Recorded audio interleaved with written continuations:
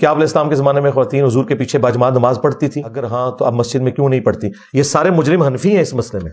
پڑھتی تھی. آج بھی یورپ میں، امریکہ میں، پورے سعودی عرب میں عورتیں پڑھتی ہیں نماز. یہ ان ظالموں نے جو ہے نا یہ حق عورتوں سے چھینا ہے. پہلے تو انہوں نے کہا نہیں بہتر آیا نا جی حدیث. ناظرین، آپ نے انجینئر علی مرزا کی ایک ویڈیو کلپ سنی ہوگی جس میں یہ کہتے ہیں کہ حنفیوں نے بڑا ظلم کیا ہے عورتوں پر، کہ انہوں نے عورتوں کو مسجد میں جانے سے روکا ہے. سب سے پہلے ہم دیکھتے ہیں کہ انجینئر علی مرزا صاحب کی بات کہاں تک صحیح ہے، کہاں تک درست ہے. کیا سچ میں عورتوں پر ظلم کیا ہے حنفیوں نے کہ انہیں مسجد سے روکا ہے؟ سب سے پہلے ہمیں اس بات کی طرف جانا ہے کہ کیا عورتوں کو مسجد میں جانے کی اجازت ہے، کسی حدیث سے ثابت ہے یا نہیں. تو سب سے پہلے آپ یہ یاد رکھیں کہ احادیث سے عورتوں کو مسجد میں جانے کی اجازت ہے، بلکہ بخاری کے اندر روایت موجود ہے، اسی طرح سنن ابو داؤد کے اندر روایت موجود ہے، اور اسی طرح جو ہے مسلم کے اندر روایت موجود ہے. بخاری کے اندر آتا ہے، آپ نے فرمایا لا تمنعوا اماء اللہ المساجد، کہ اللہ کی بندیوں کو مسجد میں جانے سے نہ روکو. اسی طرح جو ہے سنن ابی داؤد کے اندر روایت ہے لا تمنعوا نساءکم المساجد وبیوتہن خیر لہن، کہ تم اپنی عورتوں کو جو ہے مسجد میں جانے سے نہ روکو اور ان کے لیے گھر بہتر ہے، ان کے لیے گھر بہتر ہے.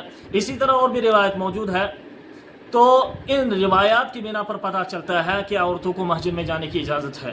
لیکن پھر کیا وجہ ہے کہ عورتوں کو احناف نے جو ہے مسجد میں جانے سے روکا ہے، کہ عورتوں کو خاص کر نوجوان عورتوں کو مسجد میں جانے کو مکروہ لکھا ہے کتابوں کے اندر؟ اس کے پیچھے وجہ کیا ہے، ریزن کیا ہے؟ تو اس کے پیچھے بھی وجہ اور ریزن یہی ہے چونکہ ان کے نزدیک ان کے پاس بھی دلائل موجود تھے، احناف کے نزدیک بھی دلائل موجود تھے جس کی بنا پر انہوں نے جو عورتوں کو مسجد میں جانے سے روکا ہے.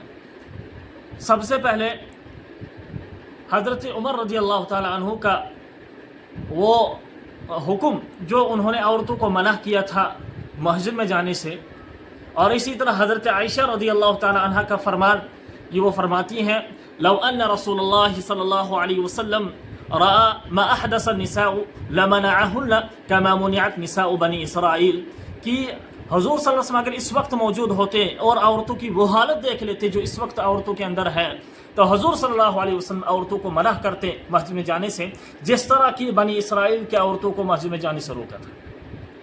چونکہ حضرت عائشہ رضی اللہ تعالی عنہ فقیہ تھی، وہ فقیہہ تھی، اس لیے انہوں نے فقیہانہ جواب ان عورتوں کو دیا تھا جن عورتوں نے حضرت عمر رضی اللہ عنہ کی شکایت حضرت عائشہ کے پاس کیا کہ یہ حضرت عمر رضی اللہ تعالی عنہ ہمیں مسجد میں جانے سے روکا ہے. تو انہوں نے آگے سے فقیہانہ جواب دیا. وہ فقیہانہ جواب کیوں دیا؟ اس لیے کہ حضور صلی اللہ علیہ وسلم کے مزاج کو جانتی تھی، سمجھتی تھی. ان کو حضور صلی اللہ علیہ وسلم کا مزاج پتہ تھا. ان کو پتہ تھا اگر حضور اس زمانے میں موجود ہوتے تو حضور صلی اللہ علیہ وسلم ضرور عورتوں کو منع فرماتے. اور اسی طرح دوسرے دلائل بھی احناف کے پاس موجود تھی. اسی طرح جیسے کہ حدیث میں آتا ہے کہ سنن ابی داؤد کے اندر روایت موجود ہے کہ حضور صلی اللہ علیہ وسلم فرمایا کہ عورتوں کو تم جو ہے مسجد میں جانے سے نہ روکو، وَبُيُوتُهُنَّ خَيْرٌ لَهُنَّ، لیکن عورتوں کو گھر میں بہتر نماز پڑھنا بہتر ہے. گویا کہ اس حدیث سے پتہ چلتا ہے کہ عورتوں کو مسجد میں نماز پڑھنے کی اجازت تو ہے، لیکن ان کا نماز پڑھنا گھر میں بہتر اور افضل ہے.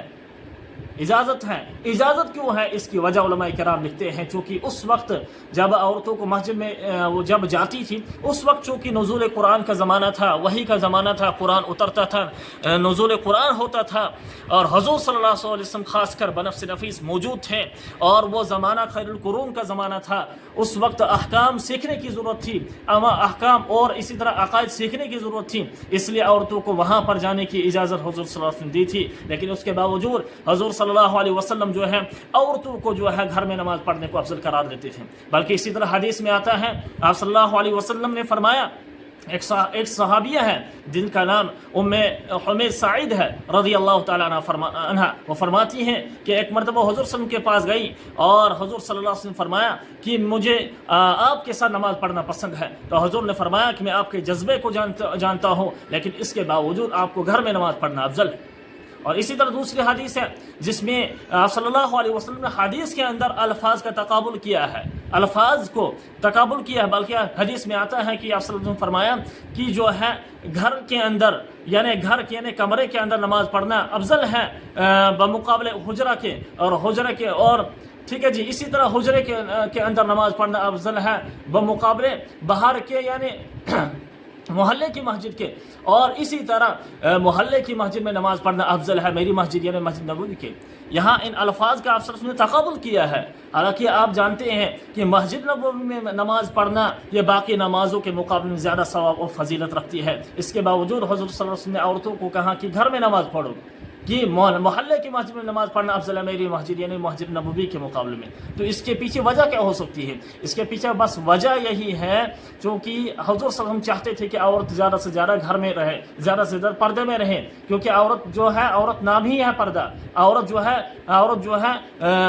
عورت یہ ایک خزانہ ہے، ایک سونا ہے، اور سونے کو جو ہے اندر چھپا کر ہی رکھا جاتا ہے۔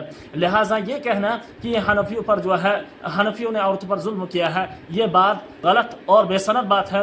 لہٰذا عورتوں کو جو ہے اس لیے احناف نے منع کیا چونکہ ان کے نزدیک دلیل موجود تھی، اس لیے جو ہے کتابوں کے اندر بھی جو ہے عورتوں کو، خاص کر نوجوان عورتوں کو جو ہے مسجد میں جانے کو منع کیا، بلکہ مکروہ تحریمت لکھا ہے۔ اگرچہ بعض حضرات نے بوڑھی عورتوں کو اجازت، لیکن بعض حضرات نے بالکل مطلقاً منع کیا ہے کہ عورتیں چاہے بوڑھی ہو چاہے جوان ہو کہ کوئی بھی مسجد میں نماز نہیں پڑھ سکتی ہے۔ اللہ تعالی ہمیں عمل کی توفیق